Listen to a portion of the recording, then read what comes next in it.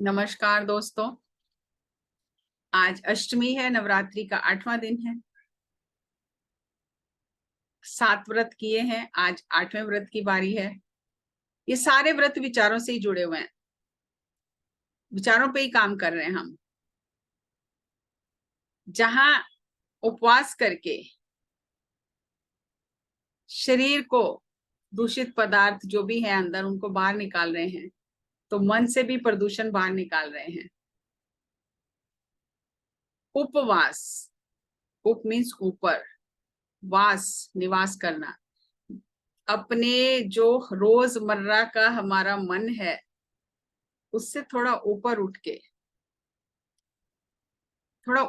के निवास करना, और उसकी जड़ है हमारे आहार में। इसीलिए ये नवरात्रि के दिनों में सबसे पहले आहार ठीक होना चाहिए। आहार पे काम किया गया, प्याज लहसुन बंद किया गया, बहुत सारी ऐसी चीजें बंद की गई। व्रत का नमक भी अलग है। तो कुछ तो कारण है, वैज्ञानिक कारण है, क्योंकि इन चीजों का हमारे व्यवहार पर बहुत प्रभाव पड़ता है, मन पर बहुत प्रभाव पड़ता है। तो आज हम 8वां व्रत देखेंगे। हमारा 8वां व्रत क्या है? 8वें व्रत को जानने से पहले हम एक बार पहले की जो 7 व्रत हैं उन्हें दोहरा लें। सबसे पहला व्रत था चमत्कारिक विचार, सोच। दूसरा, हिंसा नहीं करनी, मारपीट नहीं करनी, अहिंसा का पालन करना। तीसरा था गपशप, निंदा चुगली, पीठ के पीछे बुराई करनी, अफवाहें फैलानी, ये सब नहीं करना है। चौथा, शिकायतें नहीं करना। पांचवा, नो पिटी पार्टी, कोई बेचारगी दीनता नहीं है। नॉन इंटरफियरेंस, किसी की जिंदगी में हस्तक्षेप ना करें। नो जजमेंट, किसी का मूल्यांकन ना करें। और 8वां है गीगो। शायद बहुत लोगों ने ये शब्द सुना होगा। ये बहुत मजेदार शब्द है, इसका अर्थ बहुत गहरा है, गीगो। तो आज हम इसके बारे में जानते हैं, ये गीगो क्या है। Garbage in, garbage out. GIGO, garbage in garbage out, ये साइंटिफिक टर्म है, वैज्ञानिक टर्म है कि जो आप अंदर डाल रहे हैं, अंदर जा रहा है वही बाहर आएगा। अंदर कबाड़ जा रहा है, कूड़ा जा रहा है, वही बाहर आएगा। जैसे आप कंप्यूटर को जो भी कमांड देते हो वही बाहर आती है। कंप्यूटर अपनी तरफ से कुछ नहीं करता, आपने जो उसको कहा है करने के लिए वही करता है। अब आपने कह दिया और उसने कर दिया, आप ये नहीं कह सकते मैंने नहीं कहा। जो डाला वो बाहर आ गया, जो कमांड दी वो आ गई। तो अगर आपको आउटपुट चेंज करनी है तो इनपुट चेंज करनी है, कमांड सही देनी है। तो गार्बेज इन गार्बेज आउट। तो हमें ध्यान रखना है अंदर क्या जा रहा है। शिव भगवान ने विष अंदर जाने नहीं दिया। हम तो धड़ाधड़ हर दिन पीते जा रहे हैं कि हमें तो कोई फर्क नहीं पड़ता, बात ही तो कर रहे हैं। इससे क्या होता है? बातों बातों में ही सारी साधना चली जाती है। घर बैठे बैठे टीवी देखते हुए, मोबाइल देखते हुए हम अपनी साधना सारी दांव पर लगा देते हैं। इतने जन्मों से जो साधना कर रहे हैं उसे व्यर्थ कर देते हैं। बात ही तो कर रहे हैं, हम थोड़ी कुछ कह रहे हैं। नहीं, ये बातें ही सब कुछ ले जाती हैं। तो आध्यात्मिक में गीगो कहा जाता है गार गुड इन गुड आउट। अच्छाई अंदर जाए, अच्छाई बाहर आए। और एक कदम आगे चलो, परमात्मा का चिंतन ही अंदर जाए और परमात्मा ही मुंह से निकले, परमात्मा की बातें ही मुंह से निकले। और पत्री सर कहते थे कि हमेशा व्रत रखे ही रहना चाहिए। ये हमारी इच्छा शक्ति को बढ़ाता है, हमारी ऊर्जा को बढ़ाता है, हमारा समय बचाता है। अब पत्री सर हंसते थे कि मेरा व्रत है कि मुझे एक दिन में 5 लोगों को डांटना है। तो मैं गिनता रहता हूँ कि सुबह से अभी तक मैंने कितने डांट दिए, अभी 1 रह गया, 2 रह गए। तो मुझे डांट के फटाफट अपना काम खत्म करना पड़ता है कि 5 लोगों को तो मुझे डांटना ही है। ये मेरा व्रत है। कुछ लोगों का व्रत होता है कि वो दही नहीं खाएंगे, कुछ लोगों का व्रत होता है रसगुल्ला नहीं खाना है। तो उन्होंने मुझे भी कहा कि आप भी एक व्रत रखो कि मुझे दिन में 3 बार साड़ी पहननी है, क्योंकि मुझे साड़ी पहननी आती नहीं थी। तो उन्होंने बोला आप व्रत रखो कि दिन में 3 बार साड़ी बदलनी है। वो व्रत रखो जो आपके लिए करना कठिन हो, वो व्रत नहीं जो आपके लिए करना आसान हो। वो व्रत रखो जो आपके लिए करना कठिन हो, फिर वो व्रत आपकी जागरूकता को बढ़ाएगा। तो ये सारे व्रत हमने जो लिए हैं ये हमारे मन के लिए करने कठिन है, क्योंकि हमारी आदतें ही खराब हुई है। तो इसीलिए हमने इन पर काम किया इन दिनों में। अब चक्की है, उसमें आप जो भी डालोगे वही बाहर आएगा। अब आप अभी चक्की की एग्जांपल ना भी लें, हमारे घर में मिक्सी है, उसमें हम पीसने के लिए जो भी डालते हैं वही तो निकलेगा। प्याज डाला है तो प्याज निकलेगा, टमाटर डाला है टमाटर पीस के निकलेगा, अगर दाल डाली है, चावल डाले हैं तो वो पेस्ट बन के बाहर आएगा। हम कहें कि डाला तो हमने दाल चावल है, लेकिन हल्दी निकलनी चाहिए तो कैसे निकलेगी? तो जो डालेंगे वही निकलेगा। और अगर हमें उसको बदलना है तो हमें जो अंदर डाल रहे हैं उसे बदलना होगा। अगर अनाज डाल रहे हैं तो गेहूं का आटा निकलेगा, चना डाल रहे हैं तो चने का आटा निकलेगा, हल्दी डाल रहे हैं तो हल्दी निकलेगी, मिर्च डाल रहे हैं तो मिर्च निकलेगी पीस के। तो जो डाल रहे हैं वहां बदलना है, जो निकल रहा है उसे नहीं बदल सकते, जो डाल रहे हैं उसे बदल सकते हैं। तो इस मन में, इस शरीर में क्या जा रहा है? जहां हमने अपने खाने को बदला, अब इन व्रत के दिनों में आपने वही नहीं खाया जो नॉर्मल आप खाते थे। अब बाहर भी खाना खाने जाते हैं तो वहां स्पेशल लिखा होता है व्रत की थाली, वही देखते रहते हैं कि व्रत की थाली है क्या। इसका मतलब बहुत खाने का प्रभाव है हमारे जीवन पर, हमारे मन पर। तो इन दिनों में हमने जहां खाने का ध्यान रखा, वहां मन से भी घास फूस उखाड़ते चले गए, क्योंकि हमें नर से नारायण बनना है। और नर से नारायण बनने की विधि कृष्ण भगवान ने गीता में बताई है। युक्ताहार विहारस्य युक्त चेष्टस्य कर्मसु युक्त स्वप्न बोधस्य योगो भवति ही दुःखः। अगर आपको नर से नारायण बनना है तो उसकी 5 युक्तियां हैं। युक्ताहार, सही भोजन जो कि हम कर रहे थे। युक्त में व्यवहार, सही व्यवहार, ये मन से विचारों से संबंधित है, आदतों से संबंधित है। सही इच्छाएं, सही स्वप्न और सही आत्मज्ञान। तो बड़ी हैरानी हुई थी मुझे सुन के कि आत्मज्ञान भी सही गलत होता है। घर बार छोड़ के भाग जाना, अपनी जिम्मेदारियों से भाग जाना, चुनौतियों से डर के भाग जाना कि हम तो साधना करने जा रहे हैं, तो ये सही आत्मज्ञान नहीं है। सही आत्मज्ञान है अपनी साधना को बढ़ा के, परिवार में रहते हुए, जिम्मेदारियां निभाते हुए, मध्य मार्ग का पालन करते हुए चलना है। ये नहीं कि 8-8 10-10 घंटे ध्यान करेंगे और जिम्मेदारियों से मुख मोड़ लेंगे, हम तो ध्यान कर रहे हैं, नहीं, और मांग कर खाएंगे, लोग हमारी मदद करें, तो ये सही आत्मज्ञान नहीं है। सही आत्मज्ञान है मेहनत की कमाई से खाना, जिम्मेदारियों को निभाना,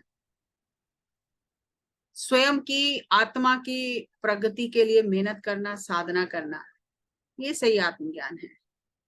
जिस तरह से सही खाना और गलत खाना है, सही व्यवहार और गलत व्यवहार है, सही इच्छाएं और गलत इच्छाएं हैं, सही सपने और गलत सपने भी हैं। हम कई बार बात करते हैं आज तो बहुत बढ़िया सपना आया, आज तो बहुत ही बेकार गंदा सपना आया, तो इसका मतलब सही गलत है, उसमें भी अच्छा बुरा है, तो हर चीज में है। तो right food, right behaviour, right desires, right dreams, right enlightenment, ये मार्ग है नर से नारायण बनने का।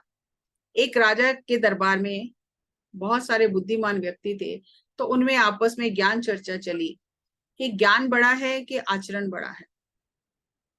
तो सब लोग यही कह रहे थे ज्ञान बड़ा है। तो राजा ने धर्म गुरु से पूछा, राजगुरु से पूछा कि आप बताइए। तो उन्होंने कहा कि मुझे थोड़े दिन का समय चाहिए, सोच कर बताऊंगा।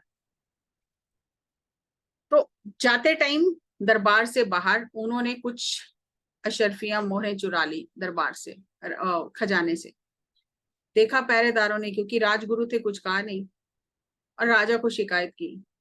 दूसरे दिन फिर आए, फिर कुछ चुरा लिया, तीसरे दिन फिर कुछ चुरा लिया, फिर लोग जाके पहरेदारों ने शिकायत की, तो इन्होंने तो आदत ही बना ली है, हर दिन कुछ चुरा के ले जाते हैं। तो राजा ने कहा मैं अपनी आंखों से जब तक नहीं देखूंगा तब तक मैं कोई प्रतिक्रिया, एक्शन नहीं ले सकता। तो राजा ने पीछा किया, जब वो दरबार से निकल रहे थे राजा भी पीछे चल पड़ा। तो उन्होंने खजाने में गए और मोहरें चुरा के ले गए। तो राजा ने कहा इन्हें बंदी बना लो, उन्हें बंदी बना लिया गया और जेल में डाल दिया गया। जेल में जब राजा उनसे मिलने गया तो वो राजा ने कहा कि मुझे आपसे ये उम्मीद नहीं थी, इतने बड़े धर्म गुरु हो के दूसरों को प्रवचन देते हो, उपदेश देते हो, और आपका ऐसा व्यवहार है, ऐसा आचरण किया, आपने चोरी की, आपने शर्म नहीं आई आपको चोरी करते हुए। तो मुझे तो बिल्कुल घृणा आ रही है कि राजगुरु हो के आपने ऐसा काम किया। उन्होंने कहा राजा, ये तेरे सवाल का जवाब दिया मैंने, ज्ञान मुझे आज पहले से ज्यादा है, शायद जितना उस दिन ज्ञान था उससे ज्यादा ज्ञान है आज मुझे, क्योंकि हर दिन ज्ञान बढ़ता है। लेकिन क्योंकि मेरा आचरण सही नहीं था, आज तुमने मुझे जेल में डाल दिया। तो हम जो ज्ञान सुन रहे हैं, अगर वो हमारे आचरण में नहीं आ रहा तो कोई फायदा नहीं है। हम चाहे 40 दिन दिन रात ध्यान करें, चाहे हम सोए ना रात को, चाहे हम 10-10 घंटे ध्यान करें, लेकिन अगर वो हमारे व्यवहार में नहीं आ रहा तो कहीं भी नहीं पहुंच रहे हैं हम। वो चीजें व्यवहार में उतरनी चाहिए, और उनकी जड़ है आहार, जो कि हमने इन 7 दिनों में, नमक अलग है व्रत का, प्याज लहसुन नहीं खा रहे हैं, बहुत सारी चीजों की परहेज कर रहे हैं व्रत में, क्योंकि खाने का प्रभाव पड़ता है मन पर, विचारों पर। वैसी सोच होती है, वैसी ऊर्जा होती है हमारी। तो इसलिए जहां हमने खाने पर उपवास कि थोड़ा ऊपर वास करें, संसार की बातों से थोड़ा ऊपर उठकर वास करें, साधना को बढ़ाएं, वहां हमने अपने व्यवहार को ठीक किया। ये जो घास फूस उग गया था हमारे मन में, निंदा का, शिकायतों का, जजमेंट का, गलत सोच का सबसे ज्यादा, तो हमने इन सबको ठीक किया है। ये जड़ से उखाड़े हैं पौधे हमने, और उखाड़ते चले जा रहे हैं, और ये जीवन भर करने वाला काम है। ऐसा कोई दिन नहीं आएगा जिस दिन आप झंडा गाड़ लोगे कि मैंने सब कुछ कर लिया, नहीं। ये मन बार बार भूल जाता है, बार बार इसे याद कराना पड़ता है, बार बार कहना पड़ता है statue, wait and watch, statue statue, क्योंकि ये बार बार भूल जाता है, इसका स्वभाव ही है भूल जाना। तो हमें इन चीजों को याद कराना पड़ता है मन को बार बार। इसीलिए पत्री सर कहते थे कि जीवन में एक व्रत का पालन करते ही रहना चाहिए। ये आत्मज्ञान पाने का मार्ग है। Fasting, mauna and empty mind are absolute medicine. ये पत्री सर का कोटेशन है कि व्रत करना, व्रत ये नहीं जो दुनिया कर रही है वो व्रत नहीं, जो व्रत पत्री सर ने बताया, जो पहले दिन से अभी 8वें दिन तक हम जिस पर विचार कर रहे हैं, ये व्रत करना। एक बार शिवरात्रि का टाइम था, और शिवरात्रि में सभी व्रत रखते हैं, तो शिवरात्रि करताल पिरामिड में मनाई जाती थी पत्री सर के रहते। तो पत्री सर ने शिवरात्रि वाले दिन, बहुत लोग आए ध्यान करने, तो पत्री सर ने पूछा कि किस किस ने व्रत रखा है। तो जिन्होंने व्रत रखा था वो बहुत खुश हो गए कि आज तो पत्री सर ने पूछा व्रत किसने रखा है, तो आधे से ज्यादा लोगों ने हाथ खड़े कर दिए। तो पत्री सर ने इतना डांटा उन्हें, इतना डांटा कि ये सिखाया है मैंने 40 साल में आपको, जहां थे वहीं के वहीं हो, आगे नहीं बढ़े हो। क्या सिखाया है मैंने और क्या कर रहे हो? तो वो फास्टिंग, शिकायत नहीं करना, गलत नहीं सोचना, मूल्यांकन नहीं करना, हिंसा नहीं करना, हस्तक्षेप नहीं करना, ये व्रत दिए हैं सर ने हमें। और मौन का पालन करना, ज्यादा ये जो निंदा रस है ना, इससे बचने के लिए मौन का पालन करना बहुत जरूरी है। एम्प्टी माइंड, मन को विचार शून्य रखना, ये तंदुरुस्त रहने की सबसे महत्वपूर्ण दवाई है। और पत्री सर ये हैं, कहते थे, उनका ये कोटेशन है कि कोई भी दुर्भाग्य ईश्वर ने नहीं लिखा हमारे जीवन में। आपको अगर कोई कहे कि ये आपको अधिकार है, आप अपने बच्चे का भाग्य लिखो, क्या आप उसमें लिखोगे कि इसकी हड्डी टूट जाए, इसका एक्सीडेंट हो जाए, इसकी टांग कट जाए? नहीं लिखोगे कभी, क्योंकि आपका बच्चा है। कैसे लिखोगे आप? आपको पावर दी गई है, अथॉरिटी दी गई है कि जो चाहो लिखो, तो आप अच्छा अच्छा ही लिखोगे। कोई नहीं लिखेगा कि मेरे बच्चे की दुर्घटना हो, दुर्घटना में मर जाए, इसकी टांग टूट जाए, इसका दिमाग सुन्न हो जाए, कोई नहीं लिखेगा। हम परमात्मा के बच्चे हैं, वो नहीं लिखता अपने बच्चों के जीवन में ऐसे हो जाए। तो कौन लिखता है?